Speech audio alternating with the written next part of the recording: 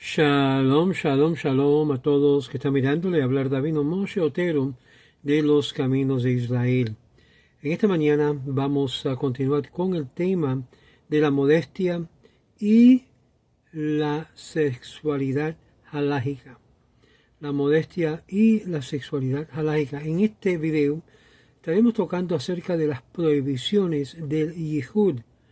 Déjenme repetir, las prohibiciones de Yehud. Yehud significa estar a solos o a solas con la pareja opuesta. La literatura halájica analiza extensamente la prohibición de Yehud, según las cuales en ciertas circunstancias un hombre no puede estar a solas aún con su esposa. Estas restricciones carecen de fundamentos bíblicos y se describen en el Talmud como una serie de decretos que se desarrollan en etapas de prohibiciones bíblicas de Yehud, que se refiere a una mujer casada. Sería una mujer casada con otro hombre, no con la esposa misma. Que obvio, eso está permitido. La prohibición bíblica de Yehud se refiere a una mujer casada. David vino y extendió esto para incluir el Yehud con una mujer soltera a los discípulos de la escuela de Shammai y Hillel, y extendieron esto para incluir también el Yehud con una mujer pagana.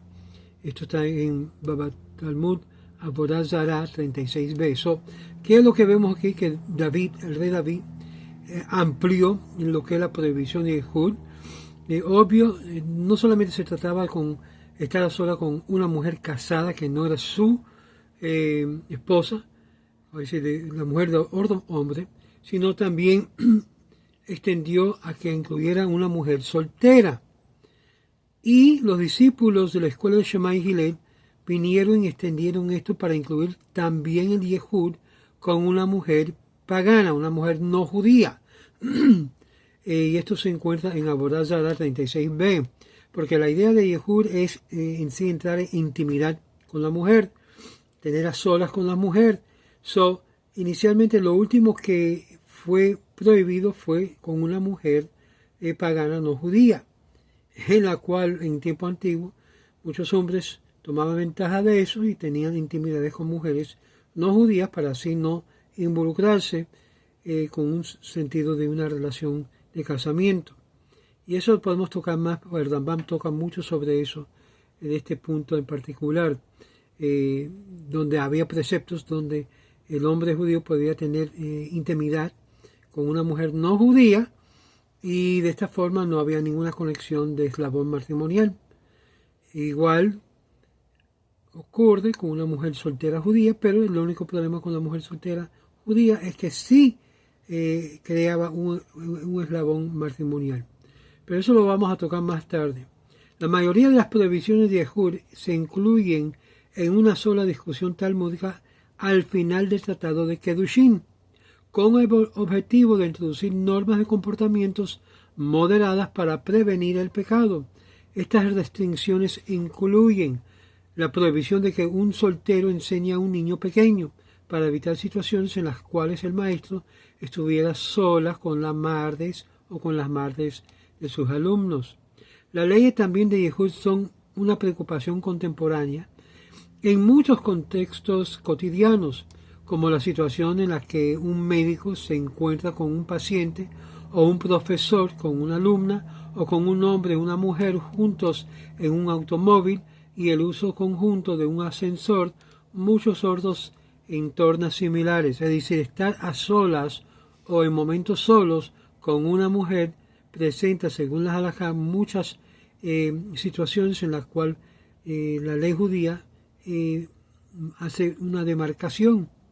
Los límites de modestia entre la halajá y la realidad, la diversa realidad de la vida social en el mundo judío, incluye tendencias ascéticas o tácticas por un lado, y una vida social relativamente animada por el orden. La historia está completa de complejas dinámicas de vida social de las diferentes comunidades, a lo que a lo largo de la historia judía no puede comprenderse únicamente leyendo la literatura halájica y las colecciones de las costumbres judías. Las normas que se rigen en la modestia y la conducta sexual apropiada establecida, discutida en la literatura halájica, son las regulaciones normativas que confrontaron la realidad social que en ocasión se sometió a estas directrices, mientras que en otras dejó discretamente de lado. Las restricciones mostraron un mayor grado de flexibilidad cuando se entendieron como dependientes, total o parcialmente, del contexto social y ambiental. Al principio del siglo XIX, este grado de flexibilidad disminuyó en los círculos ultraortodoxos, generalmente como respuesta a cierta erosión de la moral sexual bajo la influencia de la cultura occidental y de la Haskalah, que es el nuevo pensar, antes de la creciente permisividad sexual en todos los aspectos de la vida pública. Esta tendencia se intensificó a mediados del siglo XX y dio lugar a nuevas restricciones. Independientemente de sus orientaciones halágicas específicas, todas las autoridades que dictaban sentencias sobre la modestia partían de las bases de los límites de la capacidad individual para combatir la inclinación inherente al mal. La creación de restricciones sobre modestia durante estos años tenía como objetivos ayudar al individuo en su constante lucha contra las tentaciones sexuales que acechan en cada esquina. Estas normas suelen estar dirigidas al público en general y también observamos la aparición ocasional de recomendaciones e instrucciones detalladas para personas excepcionales que desean adoptar restricciones personales y actuar con mayor piedad y abstinencia, como ha sucedido a lo largo de la historia judía. La sociedad sionista religiosa en Eretz Israel, antes y después del establecimiento del Estado de Israel, hasta la década de 1960, fue más receptiva a los valores y estilos de vida de la cultura occidental. La realidad de vida en una sociedad mixta parecía apropiada y no contradictoria a los límites de la modestia. Esta actitud estaba claramente influenciada por un principio de la época del rabino Eliezer ben Yoel de Bonn, en virtud del Regilut, la actividad mixta de niños y las niñas y hombres y mujeres no necesariamente resultaría estímulos sexuales. Las ideas de la igualdad femenina y la participación de mujeres en todas las esferas de la vida también contribuyeron a justificar la realidad a priori de una sociedad mixta. A finales de la década de 1960, esta ética de modestia cambió significantemente debido a la creciente influencia de la sociedad sionista religiosa en la escuela Merkaz Hardab, denominado así por la yeshiva. Esta creciente influencia se vio alimentada por la euforia de la Guerra de los 6 días, la transición masiva a una extensa actividad de asentamiento en Judea y Samaria, que era muy apreciada en círculos sionistas religiosos, el impresionante desarrollo y de educación religiosa en Israel, con el establecimiento del sistema de Yeshivat Bnei Akiva y las Yeshivot Hesder, que incorporaban el servicio militar con los estudios tradicionales, y estos seminarios para las niñas de secundaria y academias premilitares. Al mismo tiempo, la orientación de Merkaz Hardab logró efectuar una pequeña revolución con respecto a los límites de la modestia, y hasta entonces se habían practicado en soledad sionista religioso conceptos exclusivos de la enseñanza del rabino Abraham Isaac Koch, que relacionaban con una percepción metafísica de la santidad esencial de la nación israelita y la identificación la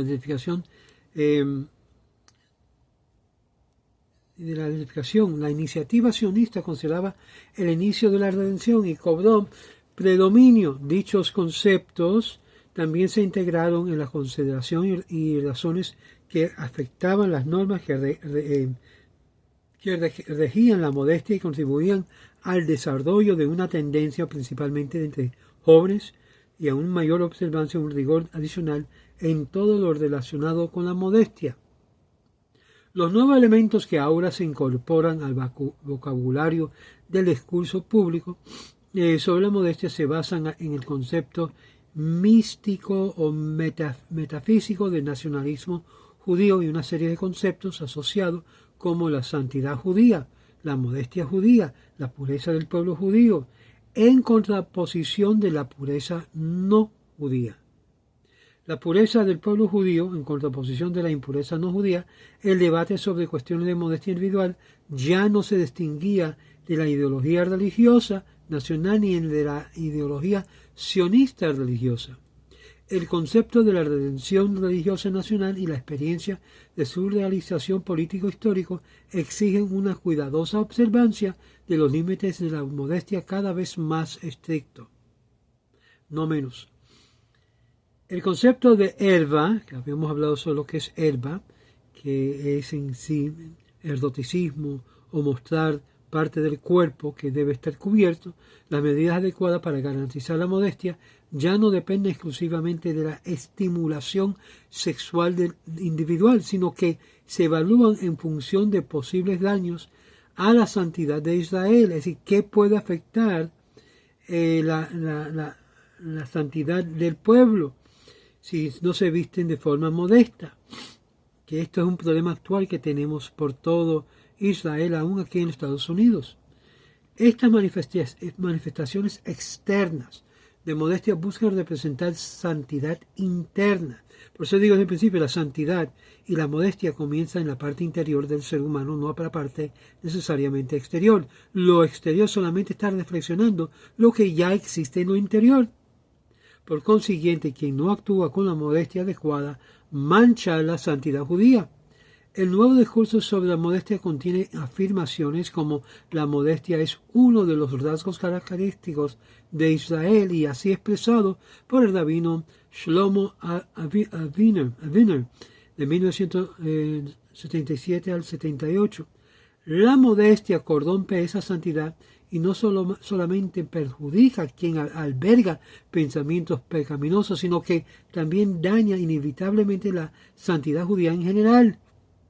Porque tenemos ese mandato, ser santo porque yo soy santo, dice el Eterno. En consecuencia, el valor de la modestia ha cobrado mayor importancia y ocupa un lugar decisivo en el sistema de valores religiosos, en la que era la redención, es decir, haber hincapié en esos valores que se expresan de forma declarativa y explicitiva en la meticulosidad halágica con respecto a la modestia. Esto también abarca muchas áreas que reflejan en la vestimenta, a través de la separación de géneros y en las escuelas, en la separación de diversos eventos públicos, la reinstitución de emparejamiento y la prohibición de cantar juntos entre hombres y mujeres, incluso los zimrot en la mesa de Shabbat, las otras restricciones, y a pesar de la infraestructura diferente y única del sionismo religioso y muchas prácticas y restricciones relacionadas con la modestia se asemejan a las que es observada en la sociedad ultra-ortodoxa, y de esta manera conceptos metafísicos y místicos o míticos se integraron en el discurso halágico, en el círculo de Merkaz Hadav, en las directivas, directrices halágicas, normativas para un estilo de vida sexualmente modesto. En lo que aún es, a pesar de las mayores oportunidades para los estudios judíos de las mujeres, un sector fundamentalmente patriarcal de la sociedad, las restricciones en la materia de modestia se aplican principalmente a las mujeres. Y como yo te digo, pero también hay aplicaciones para los hombres. Se les excluye las actividades diferenciadas por los sexos que tienen lugar en la sinagoga o en el Beit Midrash, y su deseo natural de combinar lo estético con lo unitario y está más severamente restringido que el de los hombres, para quienes la conformidad del vestimento, la apariencia parece más aceptable. Incluso los judíos estudiosos, cada vez más accesibles para las mujeres, son más limitados por lo que se considera necesario para los hombres. Por lo tanto, la educación diferenciada de hecho refuerza la inferioridad de la mujer por razones de la modestia. Esto embarca las grandes tensiones que existen en la actualidad entre mujeres y hombres dentro de marco del judaísmo. Pero, con esto dicho, ya entendemos más o menos qué es lo que abarca lo que es la modestia dentro del judaísmo, y es en sí con el fin de guardiar lo que es el nivel de modestia para todo Israel, sea mujer o sea hombre. Y aquí vamos a pautar, porque hay mucho más que hablar sobre esto de la modestia y la sexualidad halágica. Y vamos a entrar en otras materias que embarca un poquito más profundo exactamente qué se determina qué es modesto, qué se determina lo que no es modesto. No solamente es el vestuario externo, como habíamos hablado, hay comportamientos que también exhiben falta de modestia, como habíamos mencionado en una anécdota que había comentado de un rabino que era un borracho y que estaba en sí sobrepasando sus límites del toqueteo, tocando las mujeres de la sinagoga y haciendo todo tipo de cosas asquerosas que no se debe de hacer en ningún lugar, ni privado ni público. Sin embargo, esto era el caso de lo que yo llamaría el rabino sin modestia y totalmente fuera de su cabo. Le habla el rabino Moshe Otero de los Caminos de Israel, y recuérdese, Dios demanda de cada uno de nosotros, mujer como hombre, la modestia para seguir ante de Él, caminar ante de Él modestamente. Eso es lo que nos demanda Dios a todos los que son pueblo de Israel. Shalom, shalom.